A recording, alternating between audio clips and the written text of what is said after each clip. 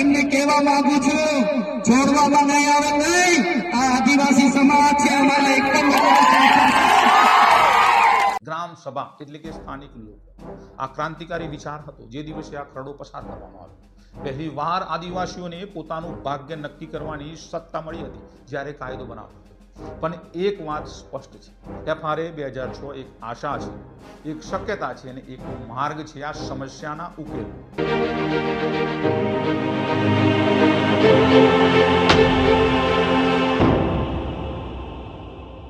નમસ્કાર મિત્રો, તમારું સ્વાગત છે ધ ટ્રેન્ડિંગ ટોકના ગુજરાતી પ્લેલિસ્ટ ટ્રેન્ડિંગ ગુજરાત.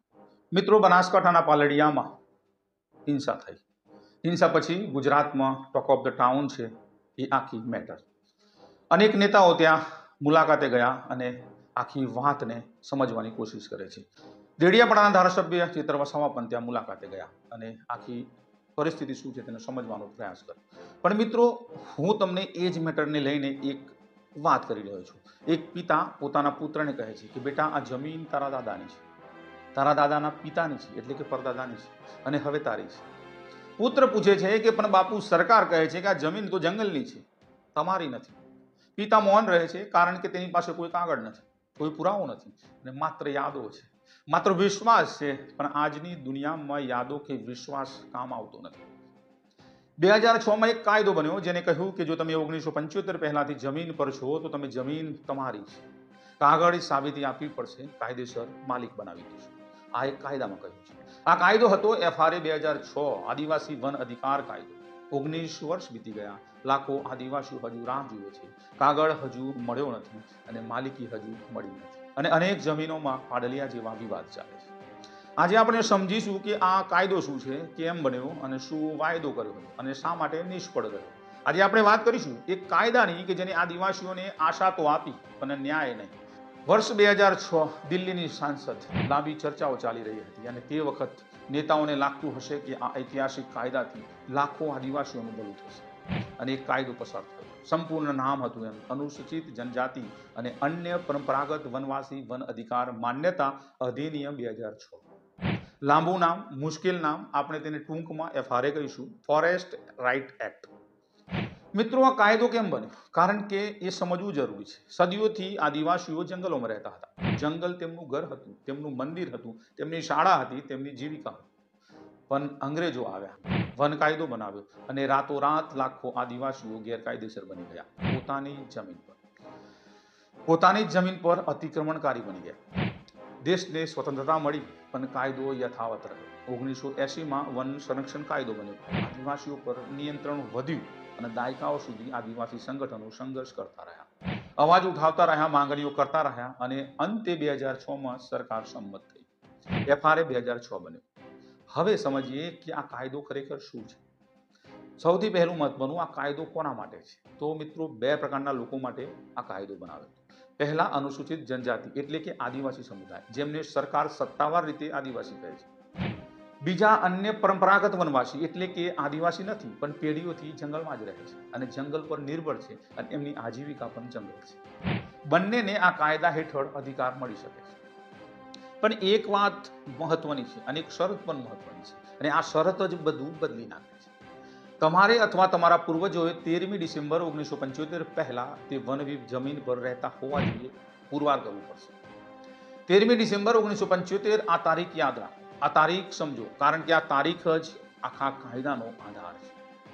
આ તારીખ પહેલા જો તમે જમીન પર હતા તો તમે અધિકાર મળશો. આ તારીખ પછી આવ્યા છો તો તમે માફ કરશો, તમને કોઈ અધિકાર નહીં મળે. પણ મિત્રો, શા માટે આ તારીખ? શા માટે 1975 અને શા માટે 13મી ડિસેમ્બર? કારણ કે મિત્રો, 1975માં કેન્દ્ર સરકારે વન સંરક્ષણ વિશે મહત્વના નિયમો બનાવ્યા હતા. એટલે કે સરકારે માન્યું કે એ તારીખ પહેલા જે લોકો જંગલમાં હતા તેમને આ ઐતિહાસિક અધિકાર મળશે. સરળ લાગે છે પણ સમસ્યા ક્યાં છે? સમસ્યા એ છે કે પુરાવામાં. તમે કેવી રીતે સાબિત કરશો કે તમે અથવા તમારા પૂર્વજો 1975 પહેલા ત્યાં હતા? જો થઈ ગયું હોત તો પાડલિયા જેવી હિંસા ન બની. FRA 2006 માત્ર જમીનના અધિકાર વિશે નથી. આ કાયદો આદિવાસીઓને અનેક અધિકારો આપે છે. પહેલો અધિકાર છે જમીન પર માલિકી અને તમે જે જમીન પર રહો છો, તે ખેતી કરો છો, તે જમીનનો પટ્ટો મળશે મહત્તમ 4 હેક્ટર સુધી. બીજો અધિકાર છે લઘુવન ઉત્પાદનો પર માલિકી. જંગલમાંથી મળતા ફળો, ફૂલો, મધ, જડીબુટ્ટીઓ આ બધું તમારું છે ને તમે એકઠા કરી શકો છો. ત્રીજો અધિકાર છે ચરાણ અધિકાર. તમારા પશુઓને જંગલમાં ચરાવી શકો છો. ચોથો અધિકાર છે માછીમારી અને પાણીના સ્ત્રોતો પરનો અધિકાર. જંગલમાં જો નદી છે, તળાવ છે, તો તેમાંથી માછલી પકડી શકો છો, પાણી લઈ શકો છો. અને પાંચમો અધિકાર છે પરંપરાગત અધિકાર. તમારા ધાર્મિક સ્થળો, દફન વિધિ, સાંસ્કૃતિક સ્થળો, મંદિરો સંપૂર્ણ અધિકાર તમારો છે. અને મિત્રો સૌથી મહત્વનો અધિકાર હતો જંગલના સંરક્ષણ અને વ્યવસ્થાપનમાં ભાગ લેવાનો અધિકાર. એટલે કે આદિવાસીઓ માત્ર જંગલનો ઉપયોગ જ નહીં કરે, પણ તેમની રક્ષા પણ કરશે. સુંદર અધિકારો, વ્યાપક અધિકારો, કાગળ પર પરફેક્ટ, પણ વાસ્તવિકતા કંઈક અલગ છે. પણ મિત્રો હવે સમજીએ કે આ અધિકાર કેવી રીતે મેળવવા. પ્રક્રિયા એકદમ સ્પષ્ટ બનાવવામાં આવી છે. વાસ્તવિકતા એકદમ જટિલ છે. અને પહેલું પગલું આવે છે ગ્રામસભા. આ કાયદાની સૌથી શક્તિશાળી વાત છે. સત્તા ગ્રામસભાને આપવામાં આવી છે. એટલે કે ગામના બધા સદસ્યો મળીને નક્કી કરશે કે કોને અધિકાર મળવા જોઈએ. દિલ્હી નહીં, ગાંધીનગર નહીં, કલેક્ટર પણ નહીં, ગ્રામસભા એટલે કે સ્થાનિક લોકો. આ ક્રાંતિકારી વિચાર હતો જે દિવસે આ ખરડો પસાર કરવામાં આવ્યો. પહેલી વાર આદિવાસીઓને પોતાનું ભાગ્ય નક્કી કરવાની સત્તા મળી હતી જ્યારે કાયદો બનાવ્યો હતો. ત્યારે નેતાઓએ એવું વિચાર્યું હશે. બીજું પગલું દાવો ફોર્મ ભરવું. જે વ્યક્તિને જમીન જોઈએ છે તે ગ્રામસભામાં અરજી કરે, ફોર્મ ભરે અને પુરાવા રજૂ કરે. પુરાવાનું તો હા, એ જ પુરાવા કે તમે અથવા તમારા પૂર્વજો 1975 પહેલા એ જમીન પર હતા કે નહીં. કોઈ પણ જૂના રેકોર્ડ, સરકારી દસ્તાવેજો, રેશન કાર્ડ હોય, વોટર આઈડી કાર્ડ હોય, શાળાનો રેકોર્ડ હોય, કોઈ પણ કાગળ જે સાબિત કરે તમે ત્યાં હતા. પણ મિત્રો મોટાભાગના આદિવાસીઓ પાસે એવા કાગળ હોતા નથી. તેમના દાદા પરદાદા બનેલા હોતા નથી અને સરકારી ઓફિસમાં ક્યારેક ગયા પણ નહોતા, રેકોર્ડ રાખ્યા પણ નહોતા. તો પછી શું? ત્યારે ગ્રામસભા નક્કી કરે છે કે ગામના વડીલો સાક્ષી આપે છે અને ગામના લોકો પુષ્ટિ કરે છે કે આ પરિવાર અહીં પેઢીઓથી રહે છે. ત્રીજું પગલું ગ્રામસભા તપાસ કરીને ઠરાવ પસાર કરે. અને આવે પછી ચોથું પગલું ગ્રામ સ્તરીય સમિતિ તપાસ કરે. પછી આવે પાંચમું પગલું તાલુકા સ્તરીય સમિતિ તપાસ કરે. આવે છઠ્ઠું પગલું જિલ્લા સ્તરીય સમિતિ અંતિમ મંજૂરી આપે. અને આવે સાતમું પગલું જિલ્લા કલેક્ટર પટ્ટો આપે. આ 7 પગલા, 4 સ્તરો, અનેક અધિકારીઓ, મહિનાઓ લાગે, કેટલીક વાર તો વર્ષો લાગે. અને દરેક સ્તરે કોઈ ફાઇલ અટકી શકે, કોઈ અધિકારી ના પાડી શકે, કોઈ દસ્તાવેજ માંગી શકે. આ છે આ કાયદાની વાસ્તવિકતા. 19 વર્ષ વીતી ગયા મિત્રો, 2006 થી 2025. આ સમયગાળામાં કેટલાક આદિવાસીઓને પટ્ટા મળ્યા, કદાચ મળ્યા બી હશે, એવું નથી મળ્યા. પણ સંપૂર્ણ દેશભરના ચોક્કસ આંકડા માટે સરકારી રિપોર્ટ જોવું પડશે. પણ જે સ્પષ્ટ છે તે લાખો દાવાઓ હજુ પેન્ડિંગ છે. કેટલાક નામંજૂર થયા છે, કેટલાક ફાઇલોમાં દટાયા છે, ખોવાયા છે, અને કેટલાક આજે પણ ગ્રામસભા સ્તરે અટકેલા છે. શા માટે આટલો ધીમો અમલ? પહેલું કારણ દસ્તાવેજની જરૂરિયાત, પુરાવા હોતા નથી, દાવો નામંજૂર થઈ જાય છે. અને બીજું કારણ જટિલ પ્રક્રિયા, 7 પગલા, 4 સ્તરો અને ગુજરાતી કે અંગ્રેજીમાં ફોર્મ. આદિવાસીઓ માટે સમજવું મુશ્કેલ. ત્રીજું કારણ છે અધિકારીઓની ઈચ્છા શક્તિનો અભાવ. કેટલાક અધિકારીઓ આ કાયદામાં માનતા જ નથી અને કેટલાક વન વિભાગના દબાણમાં છે. ચોથું કારણ વન વિભાગનો વિરોધ. વન વિભાગ માને છે કે આદિવાસીઓને જમીન આપી દેવામાં આવશે તો જંગલો નષ્ટ થઈ જશે, એટલે કે તેઓ અવરોધ ઊભો કરે છે. પાંચમું કારણ રાજકીય ઈચ્છા શક્તિનો અભાવ.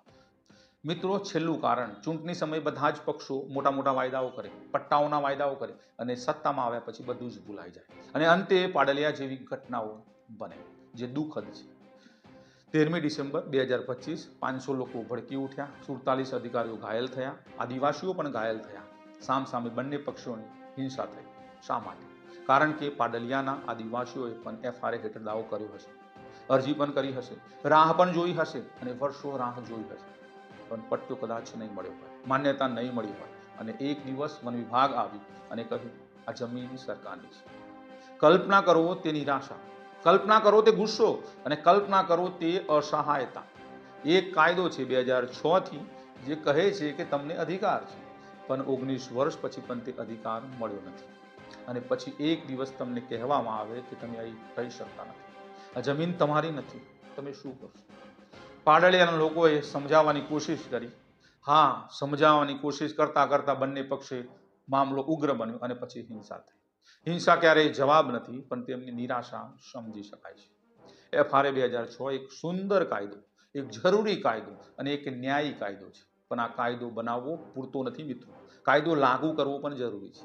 19 વર્ષ વીતી ગયા, લાખો આદિવાસીઓ હજુ રાહ જુએ છે. પોતાની જ જમીન પર અતિક્રમણકારી તરીકે જીવે છે. કેટલા વર્ષો સુધી મિત્રો? 10 વર્ષ, 20 વર્ષ, 50 વર્ષ.